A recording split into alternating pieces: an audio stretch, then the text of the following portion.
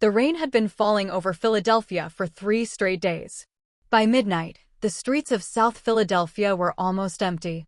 Neon signs reflected in puddles, traffic lights changed for cars that never came, and the Delaware River disappeared beneath a thick blanket of fog. Inside the private dining room of Bellucci's Steakhouse, Dominic Caruso sat alone. At 62, Dominic had controlled one of the most powerful criminal organizations on the East Coast for nearly 3 decades. Politicians knew his name but never spoke it publicly. Businessmen returned his calls immediately. Men who had underestimated him had a habit of disappearing from important conversations forever. But tonight, Dominic was nervous. On the table before him were 7 black envelopes. Each contained the same message. Thursday, midnight. Hawthorne Lodge. Come alone. Tell no one. Dominic picked up the first envelope. Leon Mercer, his underboss and closest advisor for 22 years. The second was for Victor Reed, the organization's financial strategist in New York. The third belonged to Sam Dalton, who controlled operations in Baltimore. The fourth was addressed to Raymond Pike, Dominic's representative in Atlantic City. The fifth belonged to Daniel Cross, a quiet but highly respected captain from Boston. The sixth was for Nathan Cole, Dominic's attorney and political connection. And the 7th envelope had no name. Dominic stared at it. A knock came at the door. Leon Mercer entered. He was 58, tall, silver-haired, and always perfectly dressed. You asked to see me? Dominic covered the envelopes with a newspaper. Sit down. Leon sat across from him. Dominic studied the man who had stood beside him through wars, arrests, betrayals, and funerals. Do you trust me, Leon? Leon smiled slightly. That's a strange question after 22 years. Answer it. With my life. Dominic nodded. Good. Leon leaned forward. What's happening? Dominic looked toward the rain-covered window. Something I should have done years ago. He gave Leon one of the black envelopes. Leon opened it. His expression changed. Hawthorne Lodge. You remember it? Of course. 24 years earlier, Hawthorne Lodge had been the location of the meeting that made Dominic Caruso boss. It had been abandoned for more than a decade. Leon looked at him. Who else is coming? You'll find out when you arrive. Leon placed the invitation inside his coat. Why all the secrecy? Dominic's eyes became cold. Because there is a traitor in my family. Silence filled the room. Leon's smile disappeared. Who? If I knew, there wouldn't be a meeting. Dominic stood. Thursday night. Midnight. Come alone. Leon nodded and left. Dominic waited until the door closed. Then he uncovered the envelopes again. He picked up the 7th one, the unnamed invitation, and whispered to himself. If my suspicion is right, only 6 of them will leave that lodge believing they understand what happened. Hawthorne Lodge stood deep in the mountains of Pennsylvania, nearly 2 hours from Philadelphia. Once a luxury hunting retreat for wealthy businessmen, the property had been abandoned after a fire damaged its eastern wing. At 11:43 p.m., the first car arrived. Victor Reed stepped out of a black sedan. Victor was 46, sharp-minded and careful. He had built a network of legitimate companies across Manhattan, Newark, and Connecticut that moved millions of dollars every year. He entered the lodge without speaking. Sam Dalton arrived 7 minutes later. Then Raymond Pike. Then Daniel Cross. Then Nathan Cole. Leon Mercer was the last to arrive. Inside the main hall, a long wooden table stood beneath an old chandelier. Dominic sat at the head. 6 chairs were occupied. 1 remained empty. Everyone noticed it. No one asked about it. Dominic looked around the table. Phones. A metal box was passed around. One by one, the men placed their phones inside. Dominic locked the box. Victor leaned back. Are we expecting someone else? Dominic looked toward the empty chair. Yes. The room became quiet. 5 minutes passed. Then 10. Finally, headlights appeared outside. A car stopped near the entrance. The front door opened. Footsteps approached. The 6 men turned. A woman entered the room. She was approximately 40 years old, wearing a dark coat and carrying a leather briefcase. Leon immediately stood. Who is she? Dominic raised his hand. Sit down. The woman walked to the empty chair. My name is Evelyn Hart. Victor frowned. The name meant nothing to him. But Nathan Cole looked terrified. Dominic noticed. Evelyn placed her briefcase on the table.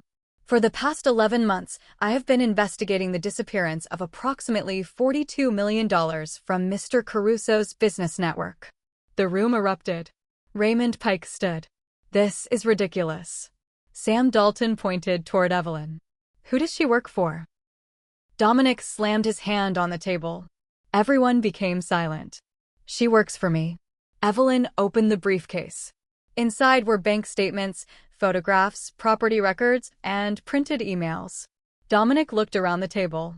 Someone sitting in this room has been stealing from me for 9 years. Nobody moved. And that isn't the worst part. Dominic leaned forward. The money was used to build another organization. Victor stared at him. A rival family? Dominic shook his head. No. He looked at each man individually. An organization designed to replace mine. The men began looking at one another. For the first time in decades, Dominic Caruso's inner circle realized the secret meeting was not about business. It was a trial. And one of them was already guilty. The storm intensified. Rain struck the lodge windows as Evelyn Hart distributed folders across the table. Each man received one. 3 companies, she explained. All registered in Delaware. All controlled through different legal representatives. All receiving money from businesses connected to Mr. Caruso. Victor opened his folder. Who authorized these transfers? That is what we are here to discover. Raymond Pike laughed. You investigated for 11 months and still don't know? Evelyn looked directly at him. I know more than you think. Raymond stopped laughing. Dominic watched quietly. Evelyn walked toward a map mounted on the wall. Red markers covered Philadelphia, New York, Baltimore, Boston, Newark, and Atlantic City. Over the past 5 years, someone has been quietly recruiting people from inside Dominic's organization. Sam Dalton frowned. Recruiting them for what? A takeover. The atmosphere changed instantly. Leon Mercer looked around the table. Dominic, if you believe there was a conspiracy, why bring all of us together? Because the person behind it needed to believe I was afraid. Dominic looked toward Evelyn. She removed a photograph from her briefcase. It showed Raymond Pike leaving a hotel in Washington, D.C. Beside him was a known rival businessman named Curtis Hale. Raymond's face changed. Dominic placed the photograph in front of him. Explain. Raymond stood. I can. Then do it. Hale contacted me. He wanted information about Atlantic City. And you met him? Yes. Without telling me? Raymond hesitated. That hesitation was enough. Leon stood and moved toward him. Raymond backed away. Wait. Dominic remained seated. Sit down, Raymond. Raymond looked toward the door. Then he slowly returned to his chair. I met Hale because I was investigating him. For whom? Dominic asked. For you. Dominic's expression hardened. I never asked you to. No, but someone else did. Everyone turned toward Raymond. Who? Leon demanded. Raymond looked around the table. Then he pointed. At Nathan Cole. The attorney became pale. That's a lie. Raymond shook his head. You told me Dominic wanted information on Hale. Nathan stood. I never said that. You called me from Chicago. I wasn't in Chicago. Raymond smiled. Yes, you were. Evelyn opened another folder. Actually, Mr. Cole was in Chicago. Nathan stared at her. She continued. Hotel records. Flight records. Restaurant payment. Nathan looked at Dominic. I can explain. Dominic stood. That phrase is becoming very popular tonight. Suddenly, every light in the lodge went out. Darkness swallowed the room. Someone shouted. A chair crashed to the floor. Then came the sound of the front door opening. By the time the emergency lights came on, Nathan Cole was gone. And so was Evelyn Hart's briefcase. Nathan Cole drove through the Pennsylvania mountains at nearly 90 miles per hour. His hands trembled on the steering wheel. He checked the mirror repeatedly. No headlights. No pursuit. Yet, He reached for the passenger seat. Evelyn's briefcase was there. Nathan had spent 17 years protecting Dominic Caruso from investigations, lawsuits, and political enemies. But there were things Dominic never knew. Things Nathan had buried. And tonight, those secrets had returned. Back at the lodge, Leon wanted to send men after him. Dominic refused. Let him run. Leon stared at him. He stole the evidence. No, Dominic replied. He stole what he thinks is the evidence. Leon looked confused. Evelyn smiled. The real documents are somewhere else. Victor Reed stood near the fireplace. So this was planned? Partly, Evelyn said. Daniel Cross finally spoke.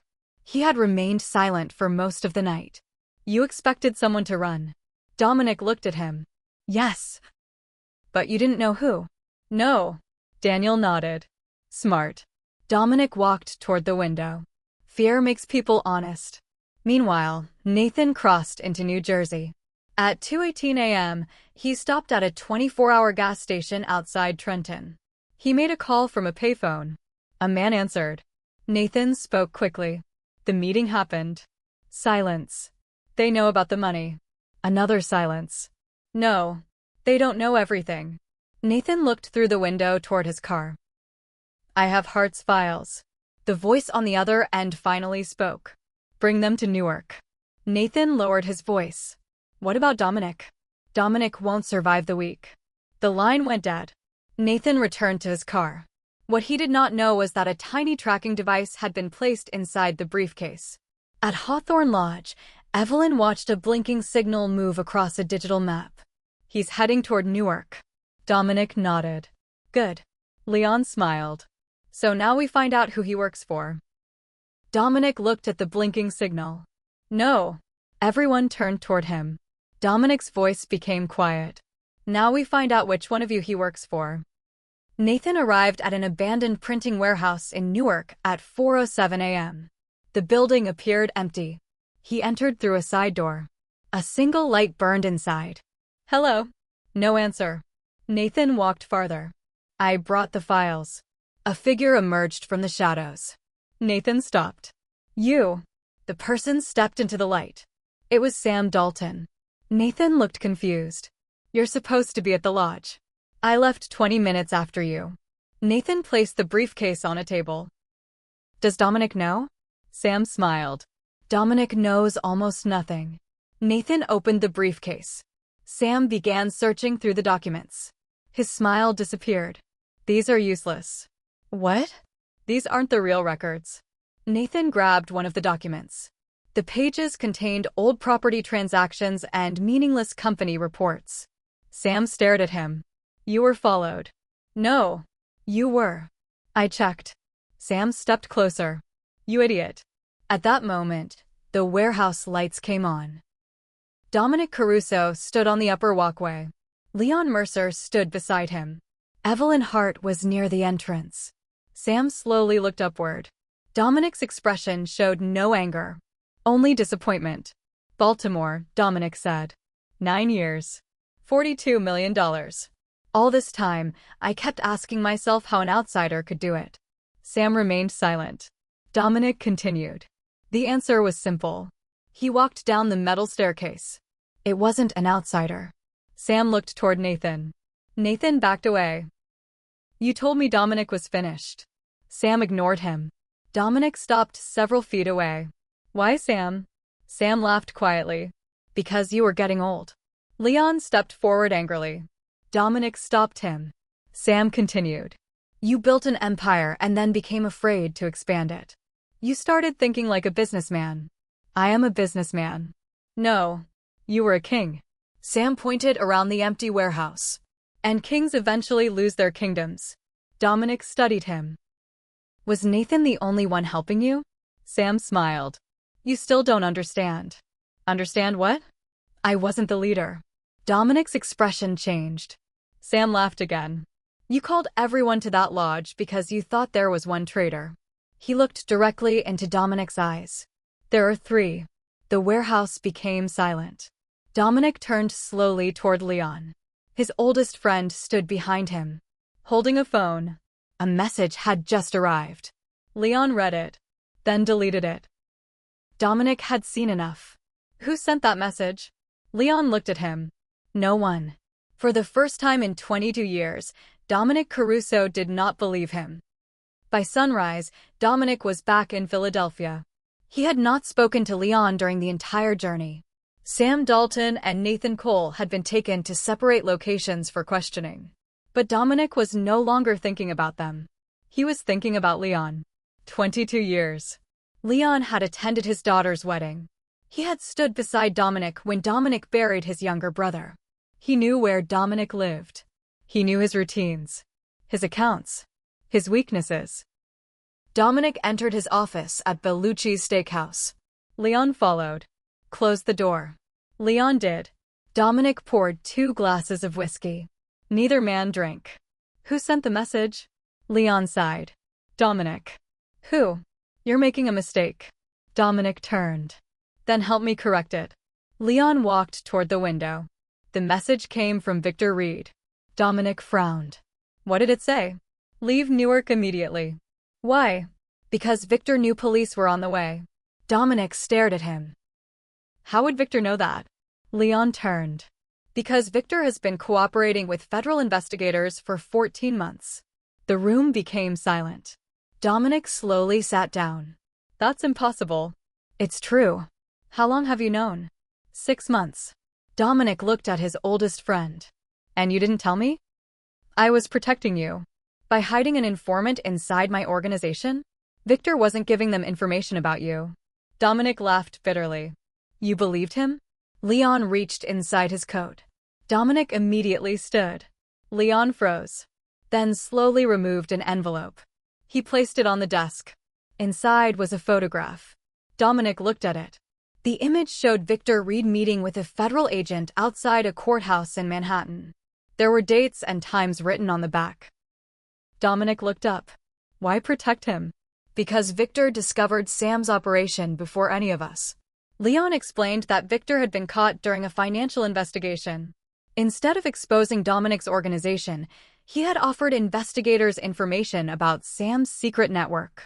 He was trying to destroy Sam without bringing down the entire family, Leon said. Dominic shook his head. And the third traitor? Leon looked confused. What third traitor? Sam said there were 3. Leon stared at him. Sam was lying. No. Dominic walked toward the door. He wasn't. At that moment, Evelyn Hart entered the office. Her expression was serious. We found something. She placed a laptop on Dominic's desk. There was another account connected to the missing money. Dominic examined the screen. The transfers had gone to a company in Nevada. Evelyn opened another document. The company owner was listed as Daniel Cross, the quiet captain from Boston. Dominic immediately called the lodge. No answer. He called again. Nothing. Then Evelyn's phone rang. She answered. Her expression changed. What is it? Dominic asked. She lowered the phone. Daniel is gone. Dominic looked toward Leon. Then at the financial records. Daniel Cross had not attended the secret meeting to defend himself. He had attended to discover how much Dominic knew. And while everyone had been watching Sam Dalton, Daniel had disappeared. With access to something far more dangerous than money. Dominic's entire list of political contacts, business partners, and confidential agreements. The real empire was now in Daniel's hands. 3 days later, Daniel Cross was found in Las Vegas. Not hiding. Waiting. Dominic arrived at a private suite overlooking the Strip shortly after midnight. Leon Mercer was with him. Daniel sat alone near the window. No guards. No weapon visible. Just a glass of water on the table. Dominic entered. You stole from me. Daniel shook his head. Sam stole from you. You received the money. I moved it. For him. For you. Dominic frowned. Daniel opened a folder. Inside were copies of financial records, recordings, and photographs. Sam was planning to remove you. Nathan helped him. But they had another partner. Who? Daniel looked toward Leon. Leon reached inside his jacket. Dominic turned. But Leon did not pull out a weapon. He placed his phone on the table. On the screen was a photograph of Evelyn Hart meeting with Curtis Hale in Washington, D.C. Dominic stared at it. Daniel spoke. Evelyn wasn't investigating the conspiracy. Dominic slowly looked up. She was managing it. The truth unfolded over the next hour. Evelyn had approached Dominic 11 months earlier, claiming she had discovered irregularities in his businesses. She had convinced him to organize the secret meeting. She had selected the evidence. She had manipulated the accusations. Her plan was simple. Turn Dominic's most trusted men against one another. Sam was guilty of stealing money. Nathan was guilty of helping him. Victor was cooperating with federal investigators. Daniel had secretly moved money. Every accusation contained enough truth to create chaos. But Evelyn had been working for Curtis Hale from the beginning. The secret meeting was never designed to expose a traitor. It was designed to destroy trust. Dominic sat silently. He finally understood. Hale had not tried to attack his organization from outside. He had made Dominic attack it from within. The following morning, Dominic returned to Philadelphia. The organization would never be the same. Sam Dalton was removed from power. Nathan Cole disappeared from the business entirely. Victor Reed remained in New York, but lost access to the organization's inner circle. Daniel Cross was placed in charge of financial security. And Leon Mercer remained beside Dominic. But trust had changed.